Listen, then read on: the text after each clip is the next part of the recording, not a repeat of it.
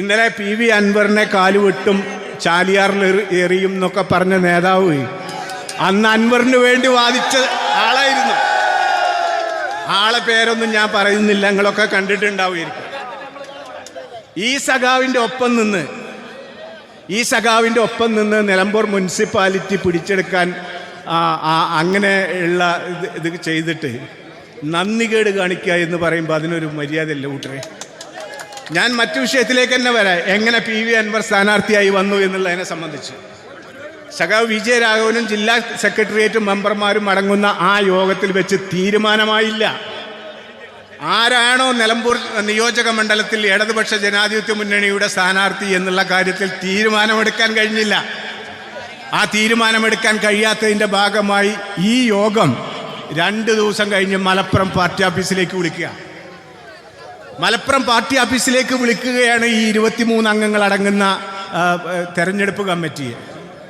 മലപ്പുറത്ത് ഞങ്ങൾ ചെല്ലുന്ന സമയത്ത് 23 ആളുകൾ ഞങ്ങൾ മണ്ഡലം കമ്മിറ്റി പ്രതിനിധികൾ എന്നുള്ള നിലയിൽ, ഇന്ന് ഏരിയ കമ്മിറ്റിയിൽ പ്രവർത്തിച്ചുകൊണ്ടിരിക്കുന്നതും ഒക്കെ ആയിട്ടുള്ള ആളുകളൊക്കെ ഉണ്ട്.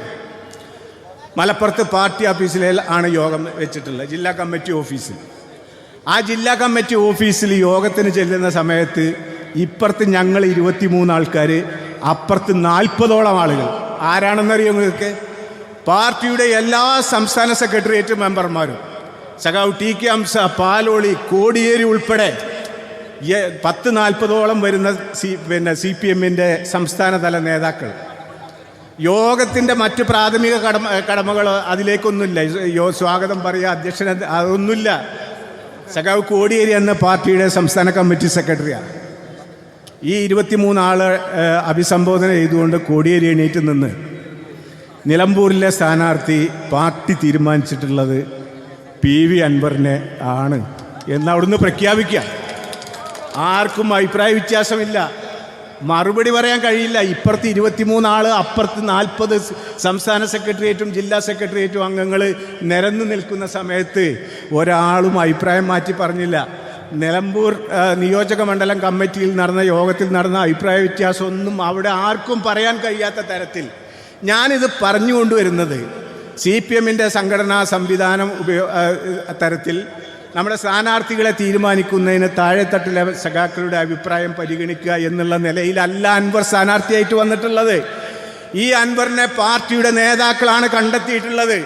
നിലമ്പൂർ അസംബ്ലി നിയോജക മണ്ഡലം പിടിച്ചെടുക്കാൻ പ്രാപ്തനായ ഒരു സ്ഥാനാർത്ഥിയാണ് PV അൻവർ എന്ന് പാർട്ടിയുടെ സംസ്ഥാന സെക്രട്ടേറിയറ്റ് അംഗങ്ങൾ അടക്കമുള്ള ആളുകളാണ് നിലമ്പൂരിലേക്ക് PV അൻവറിനെ നമുക്ക് തരുന്നത്.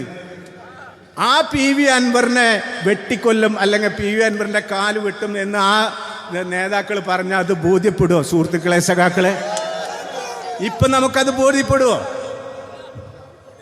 നമുക്ക് വേണ്ടി അവതരിപ്പിക്കപ്പെട്ട പാർട്ടി നമുക്ക് ഏൽപ്പിച്ചു തന്ന ഒരാൾ, അല്ലെങ്കിൽ എന്ത് വേണം? PV അൻവറിൻ്റെ പ്രവർത്തനത്തെ സംബന്ധിച്ച് പാർട്ടി അഭിപ്രായ വ്യത്യാസം വേണം. PV അൻവറിൻ്റെ പെരുമാറ്റത്തെ സംബന്ധിച്ച് പാർട്ടിയിൽ ഏതെങ്കിലും ഒരു സഖാവിന് അഭിപ്രായ വ്യത്യാസം വേണം? ഉണ്ടോ? ഈ 8 കൊല്ലത്തിൻ്റെ ഇടയ്ക്ക് ഈ നിലമ്പൂർ നിയോജക മണ്ഡലത്തിൽ കമ്മ്യൂണിസ്റ്റുകാരന് നെഞ്ചുറപ്പോടെ നിൽക്കാനുള്ള ആത്മധൈര്യം തരികയാണ് ഈ PV അൻവർ ചെയ്തിട്ടുള്ളത്. നിങ്ങൾ ആലോചിച്ച് നോക്കുക, നിലമ്പൂർ മുനിസിപ്പാലിറ്റിയുടെ അവസ്ഥ എന്തായിരുന്നു?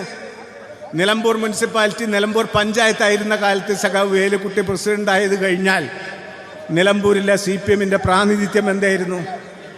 ആ മുനിസിപ്പാലിറ്റി പിടിച്ചെടുക്കാൻ വേണ്ടി, എന്തിനു വേണ്ടി അറിയോ? അത് PV അൻവറിൻ്റെ ഒരു പ്രത്യേക താല്പര്യമായിരുന്നു. നമ്മുടെ ജില്ലാ ആശുപത്രിയുടെ വികസനവുമായി ബന്ധപ്പെട്ട് നിലമ്പൂർ GUP സ്കൂളിൻ്റെ കുറച്ച് സ്ഥലം വിട്ടുകിട്ടണം. അതിന് നിലവിലുണ്ടായിരുന്ന നിലമ്പൂർ മുനിസിപ്പാലിറ്റി UDF സംവിധാനം അതിനെതിരായിരുന്നു. MLA-യുടെ താല്പര്യത്തിന് വിരുദ്ധമായിട്ടായിരുന്നു അവരുടെ നിൽപ്പ്.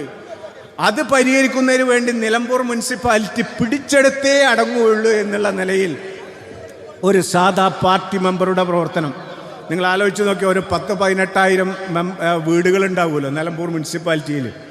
അതിൽ പകുതിയിലധികം വീടുകൾ നേരിട്ട് കയറി ഇറങ്ങിയൊരു സഖാവ്, ഒരു MLA. ആ MLA-ക്ക് കാറിൽ വന്നിറങ്ങി യോഗം നടക്കുന്നിടത്ത് അവിടെ ഇരുന്നാൽ മതി. അദ്ദേഹം 9,000-ലധികം വീടുകൾ കയറി ഇറങ്ങി. അങ്ങനെയാണ് നിലമ്പൂർ മുനിസിപ്പാലിറ്റി നമുക്ക് ഭരണം കിട്ടുന്നത്. സമാനമായ മറ്റു പഞ്ചായത്തുകളുടെ സ്ഥിതി അറിയാലോ നമുക്ക്. പോത്തുകല്ല് പഞ്ചായത്തിൽ ഉപതെരഞ്ഞെടുപ്പ് വന്നു. തമ്പടിച്ചു കൂടുകയായിരുന്നു പാർട്ടിക്ക് വേണ്ടി ഇദ്ദേഹം. ചോക്കാട് പഞ്ചായത്തിലെ തെരഞ്ഞെടുപ്പ്, അമ്മരമ്പലം പഞ്ചായത്തിലെ തെരഞ്ഞെടുപ്പ്, CPM-ന് കിട്ടാൻ സാധ്യതയില്ലാതിരുന്ന ആ സീറ്റുകൾ, ആ പഞ്ചായത്തുകൾ മുഴുവൻ പിടിച്ചെടുക്കാൻ ഒപ്പം നിന്ന ഒരു സഖാവിനെ ഇന്നലെ തള്ളി പറഞ്ഞാൽ നമുക്കത് സ്വീകരിക്കാൻ പറ്റുമോ സഖാക്കളെ? ഇത് മാത്രമാണോ? നമുക്കറിയാലോ നിലമ്പൂരിലെ മറ്റ് വികസന പ്രവർത്തനങ്ങൾ. വഴിക്കടവ് പഞ്ചായത്ത് 2015-20 കാലഘട്ടങ്ങളിൽ ഞാൻ അവിടെ പഞ്ചായത്ത് പ്രസിഡന്റായിരുന്നു.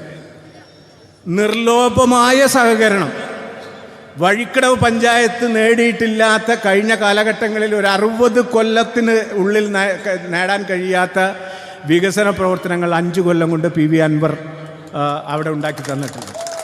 ബോധ്യം വരാവുന്ന കാര്യങ്ങളാണ്. നിലമ്പൂർ മണ്ഡലത്തിലെ മറ്റ് പഞ്ചായത്തുകളിൽ മുഴുവനും. അപ്പോൾ അദ്ദേഹത്തിൻ്റെ പാർലമെൻ്ററി രംഗത്തെ പ്രവർത്തനത്തെ സംബന്ധിച്ച് നമുക്ക് അഭിപ്രായ വ്യത്യാസമുണ്ടോ? അൻവറിനെ തൂക്കിക്കൊല്ലണം, അൻവറിൻ്റെ കാല് വെട്ടണം എന്ന് പറഞ്ഞാൽ നമുക്കതിന് കൂട്ടുനിൽക്കാൻ കഴിയുമോ?